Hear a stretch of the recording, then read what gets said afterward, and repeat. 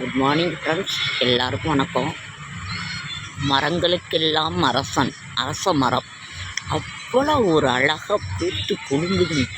இது பாருங்க, அப்படியே கையில் பிடித்து ஆட்டலாம். அவ்வளோ ஒரு அழகான அரச மரம். இது பாருங்க, இதை பார்த்தாலே நமக்கு தினமும் இதை பார்த்தாலே நமக்கு அவ்வளவு ஒரு அதிர்ஷ்டம்.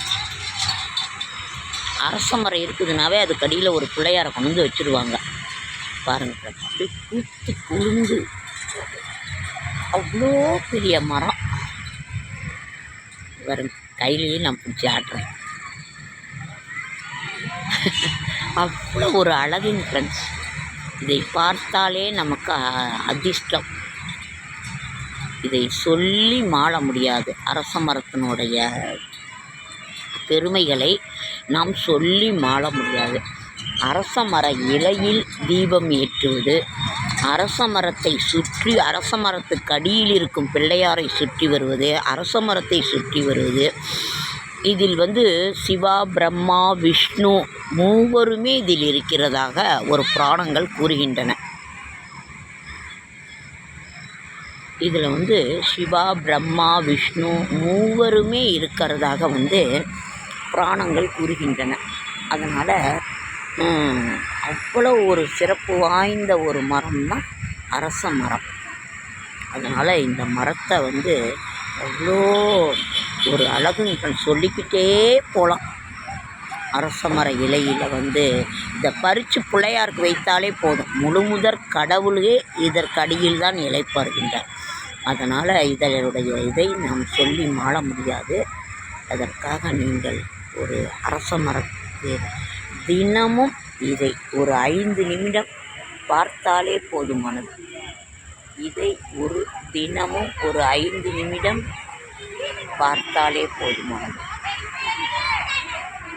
அவ்வளோ ஒரு அழகான இந்த சிறப்பான ஒரு அரச மரத்தை, அதனால தான் நான் இதை உங்களுக்கு ரொம்ப ரொம்ப ஒரு முக்கியமான ஒரு அரச மரத்தில்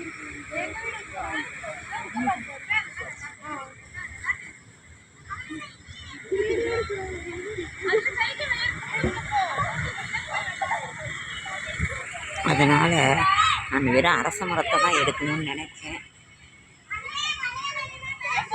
அதனால் அரச மரம்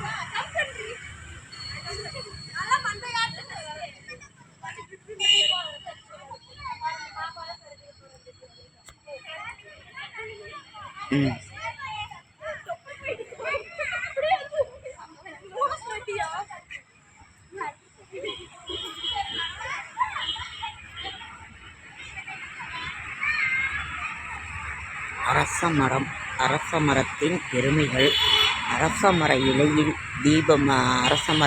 தீபம் போடுவது, அதே மாதிரி அரச மரத்தை சுற்றி வருவது. அரச மரத்திற்கு நாம்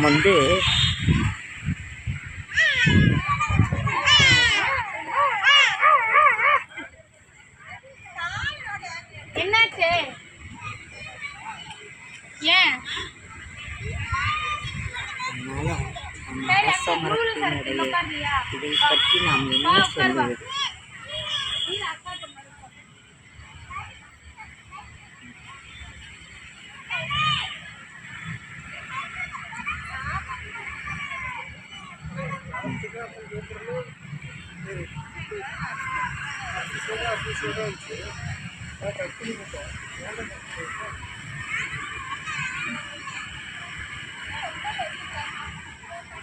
அரச மரம்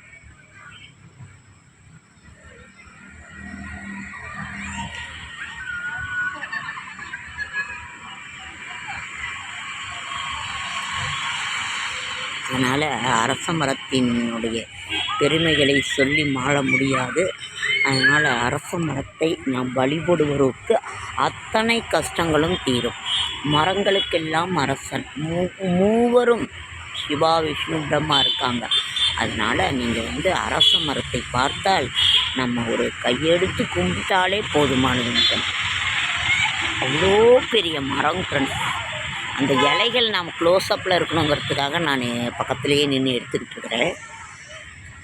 அவ்வளவு அரச மரத்தின் பெருமைகள் நேர்லேயே நின்று பாருங்க, நானே கையை பிடிச்சி ஆடுறேன் பாருங்கள். அவ்வளோ ஒரு அழகு, அப்படி பசுமையாக. இப்போ மழை வேறு 2 நாள் பேஞ்சுதுங்க ஃப்ரெண்ட்ஸ், அதனால் அவ்வளோ ஒரு பசுமையாக இருக்குங்க ஃப்ரெண்ட்ஸ். அரச மரத்துக்கு அடியில் இருக்க பிள்ளையாரை வழிபாடு பண்ணுங்கள். அரச மர இலையை நாள் பிய்த்து அதை ஒரு மாலையாக தொடுத்து கூட பிள்ளையாருக்கு நாம் கொடுக்கலாம்.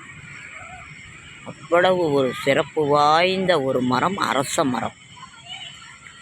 அதனால் நீங்கள் இதை வழிபாடு பண்ணுவதுங்கிறது நம் வாழ்க்கையில் செய்த அத்தனை தெய்வத்தையும் வழிபாடு பண்ண பலன் இந்த அரச மரத்தை வழிபாடு செய்வதனால் இருக்கிறது. அரச மரத்தை பார்த்திங்கன்னா எங்கேயாவது உங்களால் முடிஞ்சால் ஒரு விளக்கு போடணும். நம்மளுடைய அத்தனை கஷ்டங்களும் தீருங்க.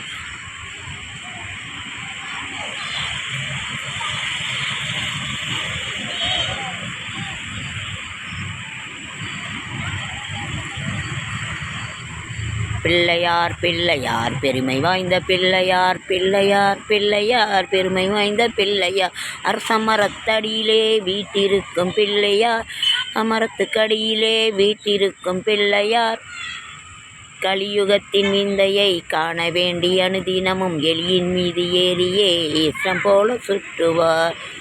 அரச மரத்தின் அடியிலே அமர்ந்திருக்கும் பிள்ளையார், அரச மரத்தின் அடியிலே அமர்ந்திருக்கும் பிள்ளையார், பிள்ளையார் பிள்ளையார் பெருமை வாய்ந்த பிள்ளையார்.